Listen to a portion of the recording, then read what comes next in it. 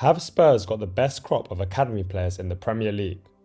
Spurs under-21s currently sit top of Premier League 2, winning all 10 of their matches so far, while the under-18s also sit top of their league after also coming off the back of a domestic cup win last season.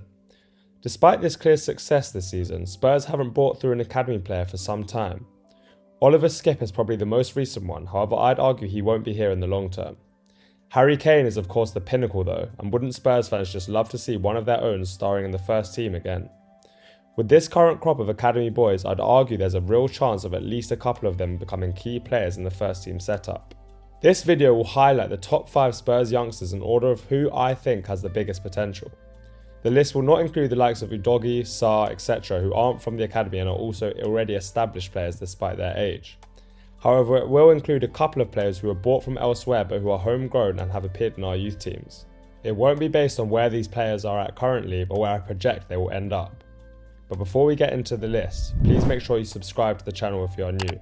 Please also like the video to push us out to a larger audience.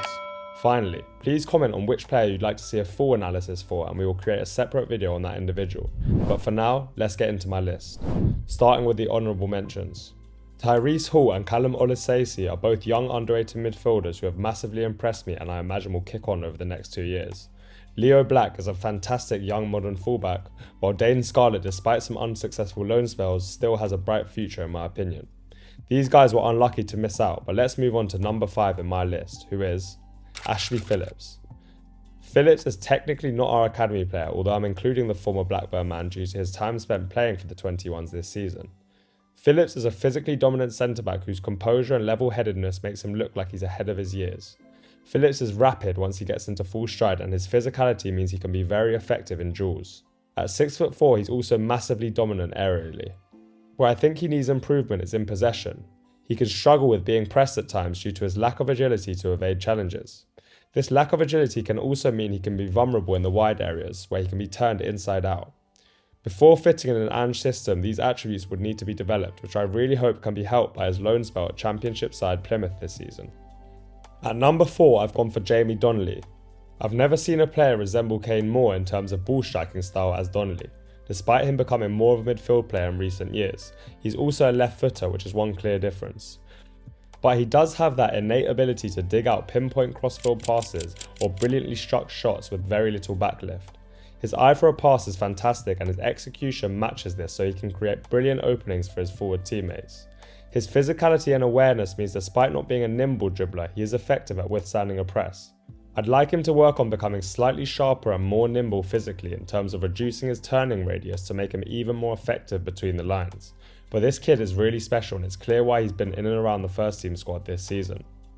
At number 3, we have Alfie Doherty, a proper ball playing centre back. He is technically refined and has the brilliant ability to play progressive passes into midfield or carry it in there himself. He loves to bait the press and then play through it.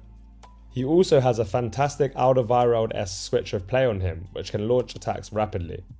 Despite being the same height as teammate Ashley Phillips, he is more nimble and agile. He can handle one-on-one situations better because of fluidity of movement being cleaner. However, he isn't yet physically developed enough for Premier League football in my opinion. He's still quite skinny and can lose aerials at times or duels with strong attackers. I think once he grows into his body though, his composure mixed with his reading of the game will be more than enough to make him an excellent defender.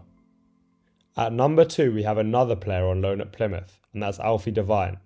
Devine joined our academy from Wigan in 2020 and has now completed his 3 seasons at the club to become club trained. Alfie's a tenacious midfield player who constantly looks to drive at defensive and link play in tight areas in order to unlock opposition blocks, whilst always looking to attack the box to score himself too. He's also adept when dropping deeper to assist in build-up, possessing a good passing range and has the capacity to break lines. His technique is incredibly refined for his age and his maturity is there to match too. Devine should look to improve his ability to play at differing speeds rather than always playing at full throttle. His aggressive ball carrying is one of his best attributes, but will need to learn to slow down at times in order to sync up with teammates better and avoid simple errors as he looks to break into the first team. But undoubtedly, number 1 in my list is the current crown jewel of Hotspur away, Mikey Moore. Moore is a year 1 scholar who has been making waves since a schoolboy for the under-17s and 18s last season. Mikey is an uber technical forward who can play across the front line and impact the game in a variety of ways. He's a fantastic dribbler both on the inside and the outside, and he has the vision to slip in runners with clever slide passes too. Moore also has the hunger for goals, not as the main target man in the box, but a clever mover who regularly pops up in dangerous positions and shoots with variety and precision. This kid is truly special and has that X factor that you look for in top attacking players, whether that's the ability to play passes with the outside of his foot or weave in and out of 4 or 5 players. He has it in abundance. The most significant area of improvement for Mikey should come physically. Despite being big for his age group, he's still only 16 and will need another couple of years in order to not get eaten up at senior level. He can learn to fix his body better in order to resist contact, rather than just relying on his technicality and turn of pace to get away from defenders every time.